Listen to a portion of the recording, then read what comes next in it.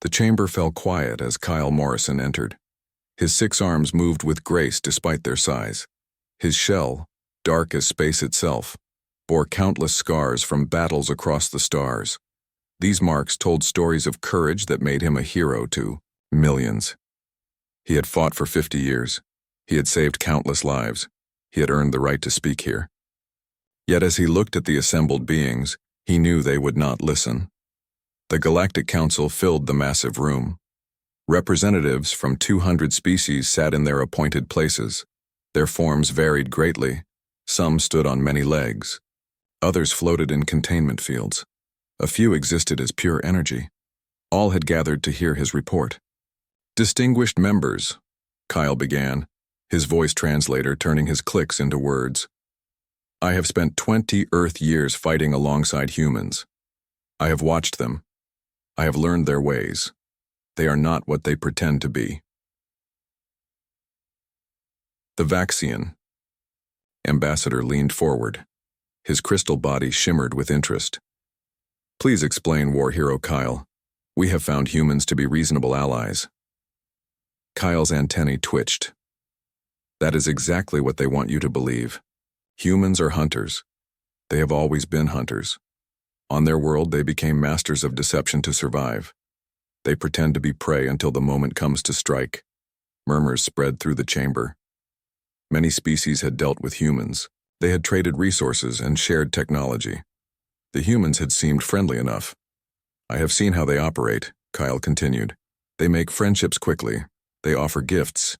They share jokes. They bring food from their world. All the while, they study you. They learn your weaknesses.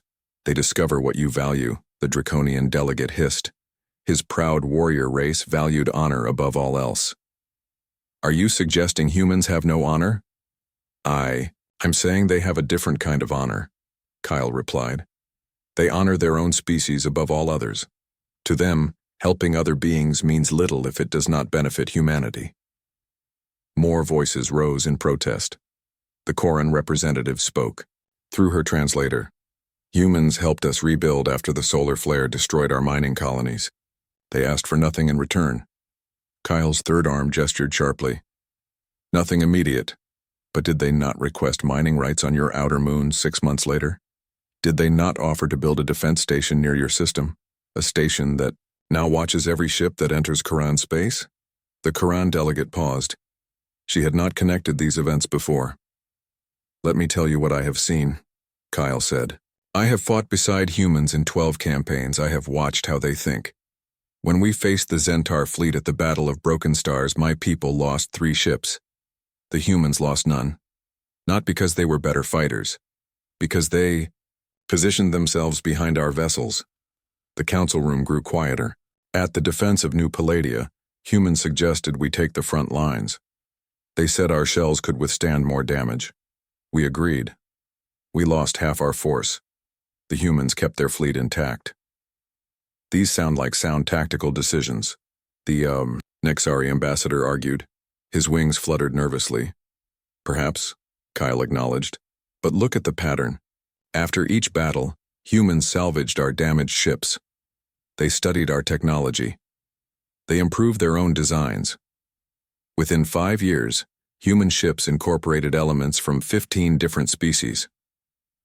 The Nexari ambassador remained silent. His people had indeed shared their gravitational propulsion technology with humans.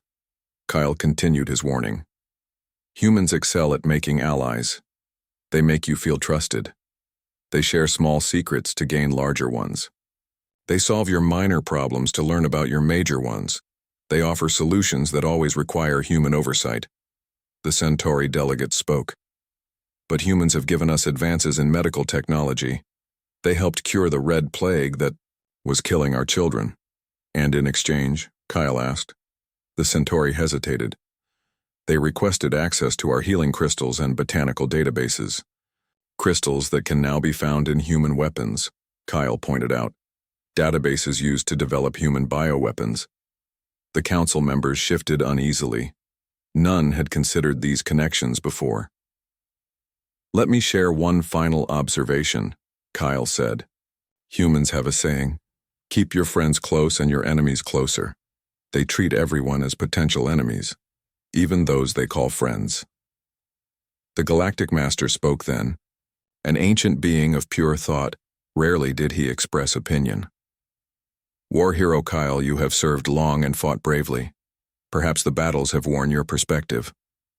Perhaps, Kyle replied. Or perhaps I am the only one who has seen clearly what humans truly are. Their ships are not the strongest, he continued. Their weapons are not the most powerful.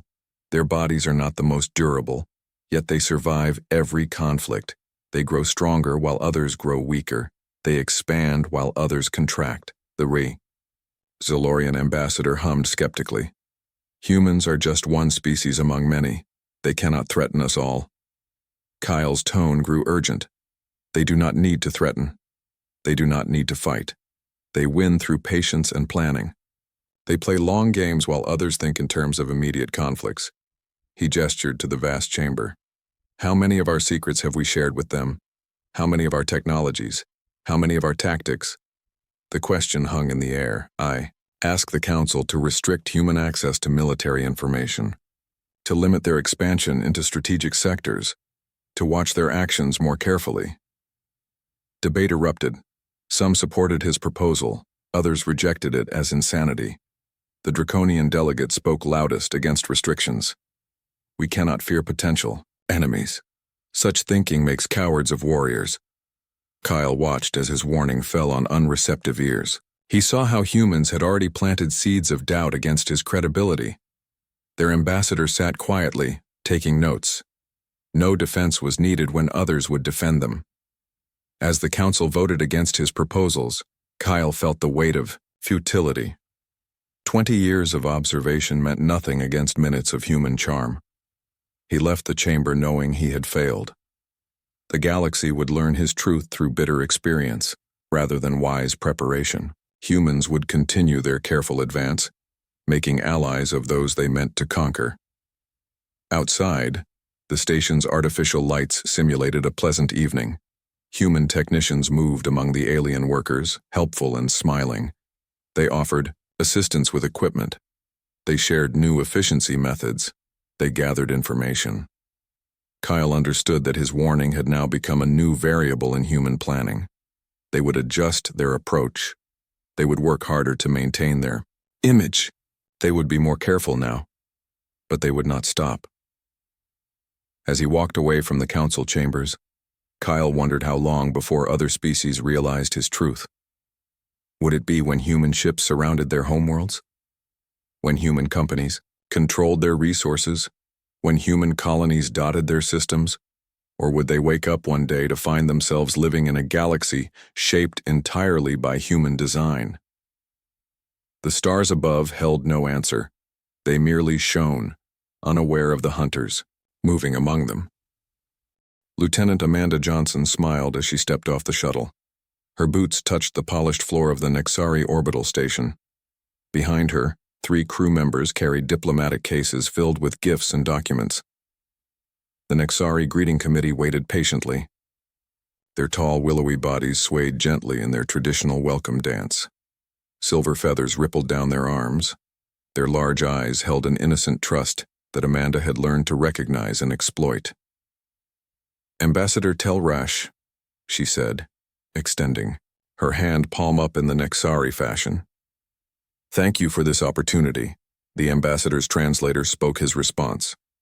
Lieutenant Johnson, we are honored. The technology exchange between our peoples will bring great advances. As they walked through corridors of flowing architecture, Amanda noted every security checkpoint. Her practiced eye identified power conduits and data access points. The neural implant behind her ear recorded these details for later analysis. Captain Ryan Mitchell waited in the conference room. His uniform bore no weapons, as requested by Nexari protocols. His face showed genuine warmth as the delegation entered. Please be comfortable, Telrash said, gesturing to specially designed chairs that accommodated human anatomy. Your hospitality overwhelms us, Ryan replied. My crew spoke constantly of the legendary Nexari courtesy during our journey here. The compliment pleased their hosts. Telrash's feathers shifted to brighter colors, indicating happiness in Nexari body language. Amanda opened the first case. Inside lay data crystals containing human entertainment programs specifically selected for Nexari tastes. We hope these shows give your people insight into our culture. The Nexari delegation examined the gifts with excitement. They had requested human cultural materials. Entertainment media seemed harmless. None noticed the subtle data-gathering protocols embedded within. Now, Ryan said, regarding the gravitational propulsion technology you generously offered to share, Telrash produced a holographic display. Complex mathematical formulas appeared in the air. Here are the basic principles. Your scientists should find them fascinating. Incredible, Amanda breathed, though she had already studied these formulas for months. Human intelligence had obtained them through a network of low-level Nexari, technicians each thinking they shared only small, insignificant details.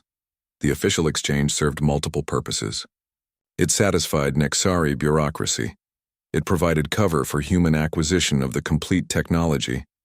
Most importantly, it created a debt of gratitude the humans could later exploit. Ryan appeared to struggle with certain concepts. I fear our understanding of quantum mechanics differs significantly. Might you explain this equation? As Telrash launched into detailed explanations, Amanda's implant recorded everything. The apparent difficulty served to make human advancement seem slower than reality. When human ships appeared with Nexari-style propulsion systems months later, it would appear they had slowly developed the technology themselves. Your clarification helps tremendously, Ryan said after an hour of careful questioning. Perhaps we might demonstrate our appreciation? He activated his own holographic display. We have made advances in energy efficiency that might interest you. The improvements shown were genuine but limited to civilian applications, nothing that could enhance Nexari military capabilities. Meanwhile, human scientists had already begun adapting gravitational propulsion for weapon systems. The meeting continued for hours. Gifts were exchanged, stories were shared, laughter filled the room. The Nexari delegation left feeling pleased with their new allies. That evening, Amanda transmitted her report to Earth Command. The neural recordings provided detailed schematics of the station's layout. The data crystals had already begun mapping Nexari information networks. Sensor readings revealed the location of every military asset in the system. Phase 1 complete, she wrote in her encoded message. Nexari trust established. Full technical data acquired. Military assessment ongoing. She paused, remembering Kyle Morrison's warnings from the council footage she had reviewed during the journey. The old warrior had fought alongside humans in countless battles. He had seen their methods firsthand.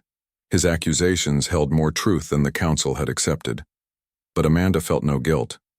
Every species protected its own interests. Humans simply did it more effectively.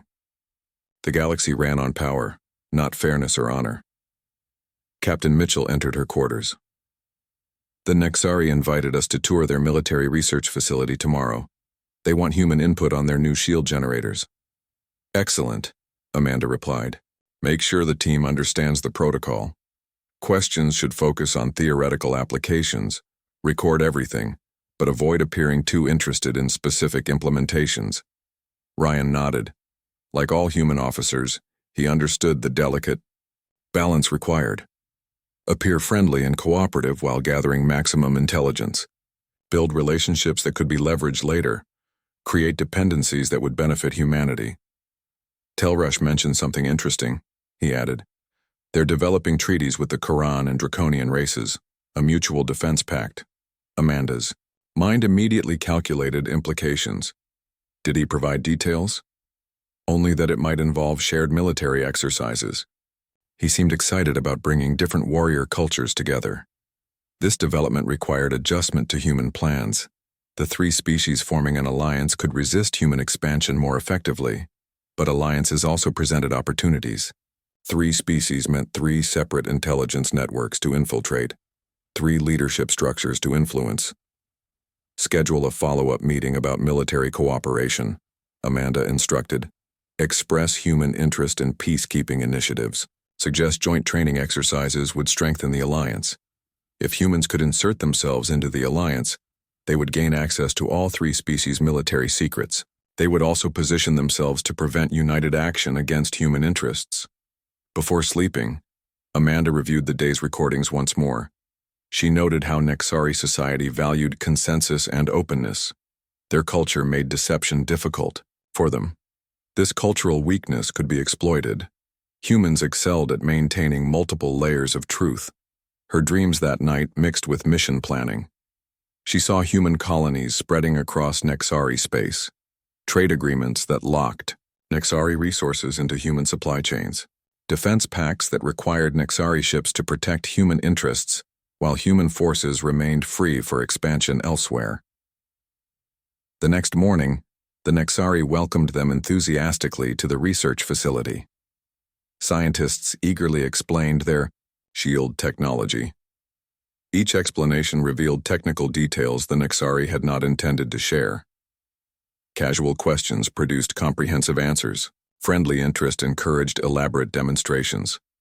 By day's end, human intelligence possessed enough information to counter Nexari shields entirely. Amanda calculated human scientists would require merely 3 weeks to develop effective penetration methods. "Your shield technology amazes us," she told the Nexari chief scientist. "We look forward to integrating these concepts with our own research." The scientist's feathers glowed with pride. "Together, our peoples will reach heights neither could achieve alone." Amanda smiled in agreement, knowing the truth behind these words differed from his understanding. Nexari science would enhance human capabilities. Human capabilities would keep the Nexari dependent and vulnerable. As their shuttle departed the station, Amanda gazed at the Nexari ships in orbit. Elegant vessels designed for exploration and defense. Soon their propulsion systems would power human warships. Their shield algorithms would be defeated by human weapons developed specifically to counter them. Kyle Morrison had warned the Council about human deception. He had described exactly what Amanda and her crew were accomplishing. His combat experience had revealed patterns that diplomatic species could not recognize, yet his warnings had fallen on deaf ears. Maybe, Amanda thought, it was not that others could not see human nature. Perhaps they simply chose not to. Denial was easier than accepting what Kyle's knowledge meant for their future. The stars beckoned as the shuttle accelerated toward the next phase of their mission. More species to meet, more trust to cultivate, more advantages to secure. The Nexari represented just the beginning of humanity's careful expansion across the galaxy. And in the depths of space, old Kyle Morrison watched and waited. He knew what was coming. He knew others would learn too late. But knowing and preventing were very different things. Warnings could only do so much when no one wanted to hear them. The first deception had succeeded perfectly. Many more would follow. The draconian warrior Kresh grunted as he reviewed the distress signal. His scales rippled with agitation. A human transport ship, the Celestial Dawn, reported critical failure near the edge of draconian space. "Our honor demands response," his second-in-command declared. The bridge crew murmured agreement. For 10,000 years, Draconians had answered cries for help. Their warrior code left no room for hesitation. "Prepare 3 rescue vessels," Kresh ordered. "We depart immediately." The Draconian ships, towering constructs of metal and determination, moved swiftly toward the distressed vessel. Their powerful engines covered the distance in hours. Through the view screen, Kresh observed the human ship. It drifted helplessly, its engines dark. Damage marks scarred its hull. The signals continued their desperate plea. Lieutenant Danny Carter appeared on the communication screen. His face showed appropriate distress. Sweat beaded on his forehead. His voice cracked with apparent fear. "Thank the stars you received our signal. Our reactor core destabilized during our last jump. We're running on emergency power only." "Peace, human friend," Kresh replied in his gruff tone. "Draconian warriors never abandon those in need. We will dock and assist your repairs." "You have our deepest gratitude," Danny said. Our engineering team is preparing for your arrival. The three Draconian ships approached with careful precision. Their massive frames dwarfed the human transport. As they moved into docking formation, human crew members appeared at windows, waving in apparent relief. Kresh felt satisfaction in his chest. This act would strengthen the growing relationship between their species. Humans had proven themselves worthy warriors in recent conflicts. They deserved draconian respect. The first docking clamp engaged. The second followed. The third connected seamlessly. Standard procedure called for Draconians to board the damaged vessel immediately. Prepare. Boarding teams, Kresh commanded. Engineers first, then security. At that moment, the human ship transformed. Hidden panels slid back, revealing weapon arrays that should not exist on civilian vessels. The damaged engine suddenly blazed with full power. The distress signal became a targeting lock. Defensive action, Kresh roared, but too late. The weapons fired at point-blank range. Draconian shields, designed for ship-to-ship combat, proved useless against attacks from within their defensive perimeter. The first rescue ship exploded immediately. The second lost power as missiles struck its reactor. The third attempted to disconnect, but railgun fire cut through its hull. The Celestial Dawn detached smoothly and accelerated away. Its sleek form bore no trace of the supposed damage. The distress signal ended, replaced by telemetry data flowing back toward human space. Kresh barely reached an escape pod before his ship's destruction. Around him, debris filled space. His crew's final communication spoke of betrayal and confusion. Warriors who faced death with courage could not comprehend deceit of this magnitude. Commander Elena Brooks reviewed the battle data from her flagship's secure communication room. Everything had proceeded according to plan. The Draconian rescue protocols had been studied extensively. Their predictable honor made them perfect targets. Confirm all combat recordings are secured, she ordered her intelligence officer. Affirmative, Commander. Complete sensor data from all 3 destroyed vessels has been retrieved. The gravitational resonance patterns from their engines are now fully analyzed. Elena smiled. The Draconians' powerful engines had remained a mystery to human scientists. This staged catastrophe provided detailed readings of their quantum signature emissions. Within weeks, human ships would replicate the technology. Prepare the diplomatic response, she continued. Express shock and horror at the equipment malfunction. Offer to provide assistance to Draconian search and rescue teams. Her communications officer nodded. By protocol, humans would need to acknowledge the incident within 6 hours. The pre-written statement expressed appropriate regret, while subtly suggesting that aging Draconian technology might have played a role. Elena knew the aftermath would unfold predictably. Draconians, bound by honor, would hesitate to accuse humans of deliberate treachery. The staged evidence suggested equipment failure could have triggered the weapons discharge. Doubt would create internal division within Draconian leadership. Meanwhile, human influence operations would activate. Sympathetic voices would emerge among Draconians, suggesting that perhaps the incident resulted from terrible misfortune rather than malice. These voices would be strengthened by strategic leaks of supposed evidence. Lieutenant Carter reported to her office that evening. His face still bore traces of the stress-mimicking drugs that had enhanced his distress performance. The crew performed perfectly, he said. Not a single deviation from the script. Excellent work, Elena responded. Your expressions of gratitude were particularly convincing. Thank you. The drug cocktail makes genuine emotional responses easier, though I must admit, watching those ships, the mission requires results. Elena cut him off sharply. Individual emotions don't factor into strategic necessity. Carter nodded.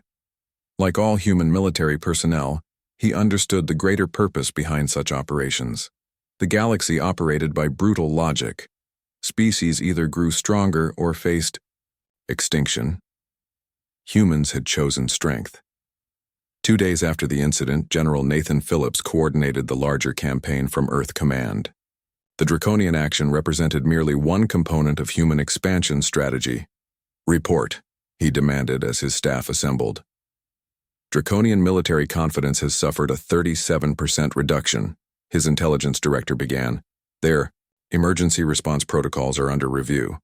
Fleet readiness remains high, but cautious engagement procedures have been implemented. Excellent.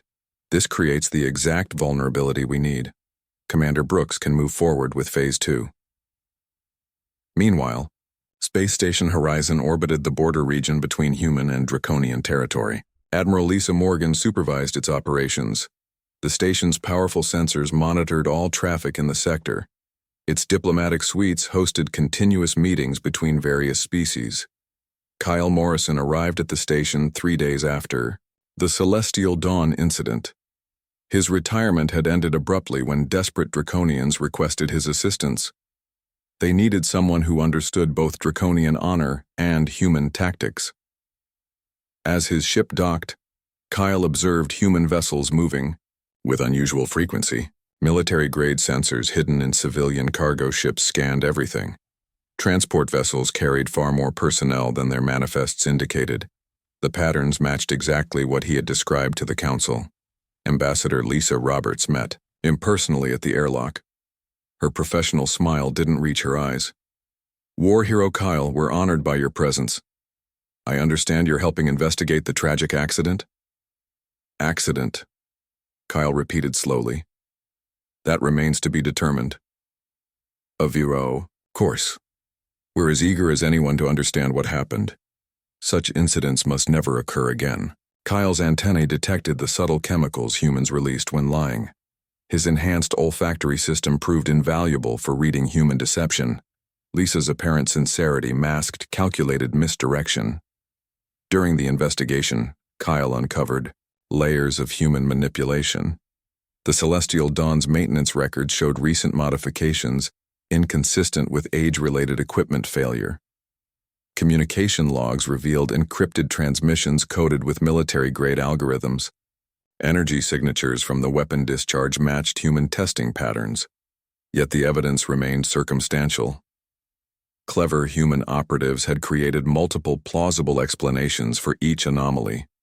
They had mastered the art of providing truth with deceptive context.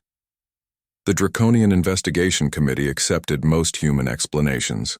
Their honor demanded truth, but their lack of sophisticated deception experience limited their ability to recognize it. They concluded that equipment failure combined with unfortunate circumstances had caused the tragedy. Kyle dissented strongly. The evidence shows deliberate action disguised as accident. Humans have sacrificed truth for strategic advantage. His report generated debate, but not action. Human diplomats swiftly addressed each point with reasonable alternative explanations. They expressed hurt that their allies would suspect treachery. As Kyle prepared to leave the station, he encountered Elena Brooks in the observation deck. She studied the stars with apparent thoughtfulness. "You see more clearly than most," she acknowledged quietly. "Yet clarity without power achieves nothing. Power without honor destroys everything," Kyle replied. "Perhaps. But who decides what honor means? Humans protect their species through methods that ensure survival. Is that not honorable?" Kyle turned to face her directly. "I have fought beside humans for 20 years. I understand your perspective, but understand mine. The galaxy existed for millions of years before humans reached the stars. It followed certain codes, certain principles. Principles that left species vulnerable to extinction," Elena countered. "Consider the Cathari. They followed honor codes similar to the Draconians. Where are they now?" Kyle knew the answer. The Cathari had been destroyed by the Vorgath invasion 3,000 years ago. Their honor had prevented them from using necessary brutal tactics for survival. "The difference," he said carefully, "lies between adapting to threats and becoming the threat." Elena smiled without humor. The Galactic Council chamber sat nearly empty. Where once 200 species had gathered, now only 23 remained. The Cathari seat stood vacant. The Vorgath section lay abandoned. The Nexari delegation had shrunk to a single nervous. Representative Kyle Morrison hobbled to the center of the chamber. His war-torn body showed its age. His shell had lost its luster, but his mind remained sharp and his purpose burned stronger than ever. "Honored colleagues," he began, his translator still crisp despite the years. 2 years ago I stood in this chamber. I warned you about humanity. I told you what I had witnessed, what I knew. The remnants of the council shifted uncomfortably in their seats. No one interrupted. There was nothing left to argue. I remember the dismissals, Kyle continued, the calls for calm, the speeches about prejudice and war fatigue, the assurances that humans were reasonable beings seeking equal membership in our galactic community. Ambassador Velinar of the Vaxian Consortium dimmed her crystalline form in shame. Her species had led the opposition to Kyle's warnings. Now only a handful of Vaxian ships remained operational. Where is the Draconian delegation? Kyle asked. They who spoke loudest against my council? Where are the mighty warriors who called me paranoid and xenophobic? Silence answered him. Everyone knew. The Draconian Empire had collapsed within 7 months of the Celestial Dawn incident. A series of catastrophic equipment failures had crippled their fleet. Each failure occurred near strategic assets that humans subsequently offered to protect.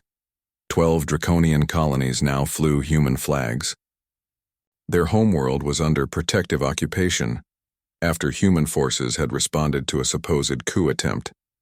The few Draconian ships that escaped served as mercenaries for various species, their proud empire dismantled piece by piece. And what of the Corran? Kyle continued, his voice gaining strength. They praised human medical assistance so highly. They welcomed human scientists to study their resources. The Corran representative trembled. Her people had discovered, too, late, that human interest in their healing crystals extended beyond peaceful purposes. Strip mining operations now devastated 3 Corran moons. The Human Defense Station, once offered as protection, prevented any Corran ship from leaving their system without human approval. Kyle turned to face each remaining delegate individually. I see the Zentari observer remains.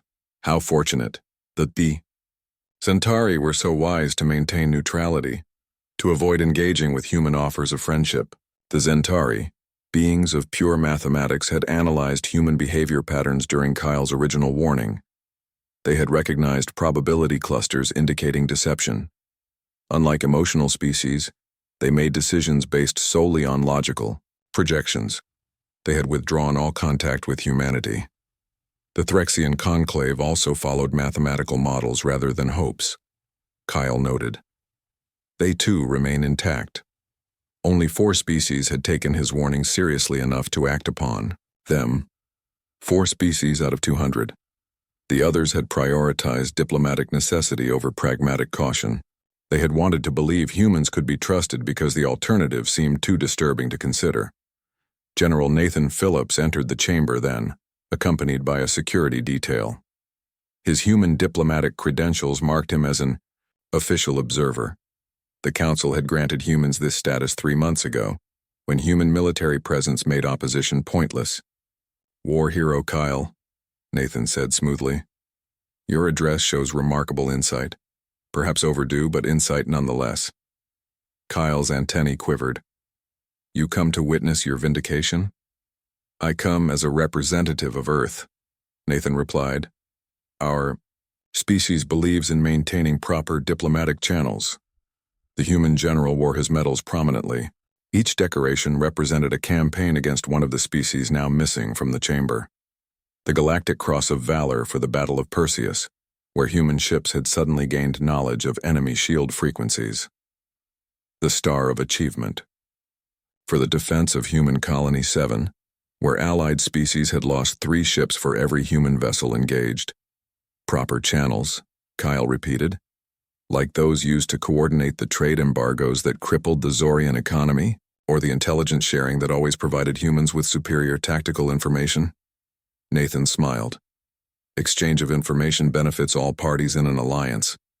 And when asymmetric information creates asymmetric power, Kyle challenged. When trust becomes leverage? War hero Kyle raises important questions. Velinar interjected hastily. Her crystalline form flashed with anxiety. Perhaps questions best discussed in formal session rather than open chamber. There is no formal session, Kyle declared. There is no meaningful council. We gather here as remnants, discussing irrelevant matters while the galaxy reshapes itself, according to human designs. He gestured to the empty seats.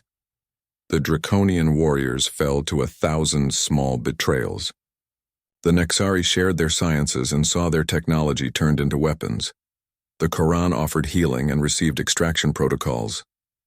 Every species that stands today as independent followed one course of action. They heeded my warning. They recognized human deception. They acted on knowledge rather than hope. The chamber fell silent. Even Nathan Phillips showed no smug satisfaction. The success had proceeded exactly as human strategists had projected. Kyle's earlier warnings now served as testimony to human foresight, rather than the call to action they should have been. I compute 17 days until the Colonial Protocols vote, the Zentari observer stated mathematically. Probability of peaceful resolution decreases asymptotically. Kyle understood the reference.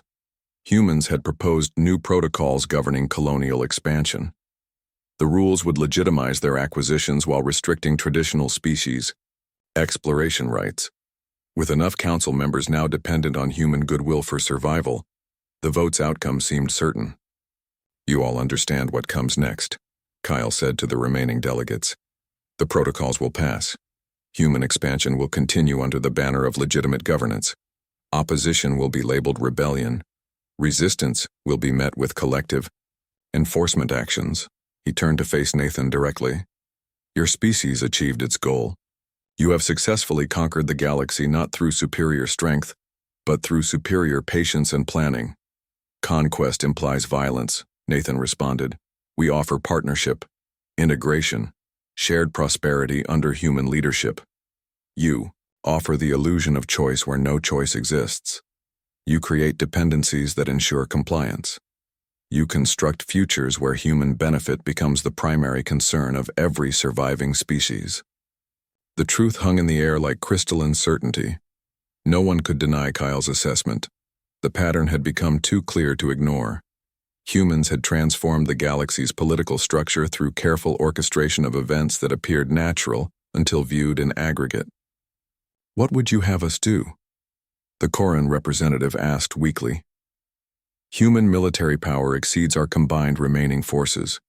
Their economic control threatens our basic resources. Their technological advantages have surpassed traditional limitations. Kyle considered the question carefully. His many years of combat had never prepared him for this kind of defeat.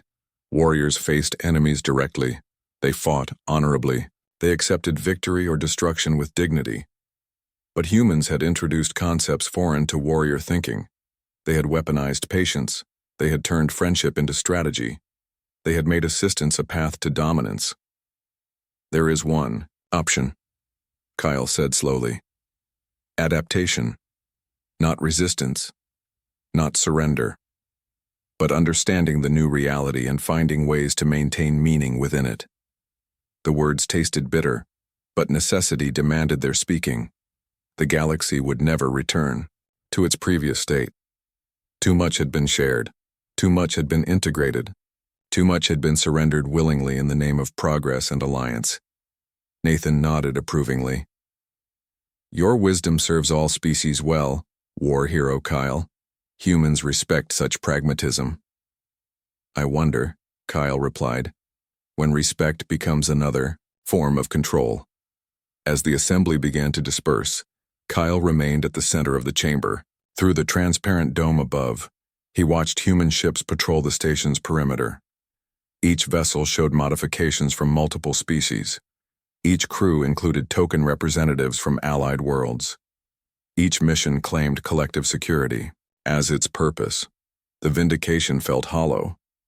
Being proven correct provided no satisfaction when the cost measured in civilizations. His warnings had been accurate. His predictions had manifested precisely. And yet nothing had been prevented. Elena. Brooks entered as others filed out. She had risen to Supreme Allied Commander since their last conversation. Her authority now extended across human-controlled space. You see things clearly, she acknowledged again, echoing her earlier words. Perhaps too clearly for comfort. Clarity doesn't require comfort, Kyle responded. only courage to accept what exists. And what exists? A new order, one shaped by human priorities, one that bears little resemblance to the galaxy we once knew. Elena moved closer. Her presence radiated the confidence of unchallenged victory. The old order left species vulnerable to extinction events, random violence, resource conflicts, territorial disputes that destroyed civilizations. And the new order? Prevents such waste through coordinated management, protects species through integrated defense. 5 years had passed since Kyle's final warning. In that time, humanity had expanded its control over 63% of known inhabited space. The transformation happened gradually but completely. Each year brought new integration protocols. Each month introduced more efficiency requirements. Each week delivered fresh collaboration mandates. Commander Blake Taylor walked through Kyle Morrison's retirement dwelling with careful steps. The structure, built for a warrior's needs, now housed a living relic of the old galaxy. Medals and battle trophies lined the walls, memories of conflicts that no longer defined the cosmic order. "The Council has appointed you as Chief Advisory Strategist," Blake announced formally, though both knew the appointment held little weight. "They wish to benefit from your unique perspective on galactic stability." Kyle's aged form shifted in its resting alcove. "What does perspective matter when the path has already been chosen?" "Even chosen paths require navigation," Blake replied diplomatically. "You understand both human tactics and traditional species better than anyone." The irony wasn't lost on Kyle. His warnings had been ignored. His predictions had materialized exactly as described. Now the very insight that could have prevented human dominance would be used to maintain it. In the months after the Council appointment, Kyle observed the culmination of patterns he had identified decades earlier. Human methods had refined themselves into perfect systems of control. The crude deceptions of early operations had evolved into sophisticated networks of influence. Lieutenant Sarah Adams managed social integration programs across 12 former draconian colonies. Her work went far beyond simple administration. She implemented education protocols that emphasized human history alongside local traditions. She introduced economic frameworks that tied colonial prosperity to Earth-based industries. She established cultural exchange programs that gradually replaced traditional values with human perspectives. "The key insight," she explained during a strategy meeting Kyle attended, "is that coercion creates resistance, but gradual alignment builds lasting stability." The approach worked brilliantly. Colonial populations still maintained their customs and languages. They celebrated traditional holidays and practiced ancestral religions. Yet somehow their core aspirations had shifted imperceptibly toward human definitions of success and progress. Admiral Lisa Morgan commanded the United Fleet, where human vessels outnumbered all others 3-1. The flag bore symbols representing every member species, creating an illusion of equality within clear hierarchy. Ship commanders from various races reported to human admirals. Tactical decisions came from Earth Command, regardless of whose space they operated in. The military integration followed practices pioneered in early campaigns. Allied species provided specialized capabilities that complemented human strengths. Draconian warriors served as shock troops. Nexari gravitational experts maintained propulsion systems. Koran medics staffed hospital ships. Each group contributed expertise while remaining dependent on human logistics and strategic direction. Kyle frequently toured these joint operations. The patterns remained consistent with his earliest observations. Treaties guaranteed protection in exchange for resource rights. Defense pacts required unified command structures. Trade agreements established permanent supply lines flowing toward human space. Every arrangement created asymmetric dependency that favored human interests. In the economic sphere, Director Ryan Mitchell oversaw the Galactic Development Bank. The institution provided credits to struggling colonies, funded infrastructure projects, and supported industrial development.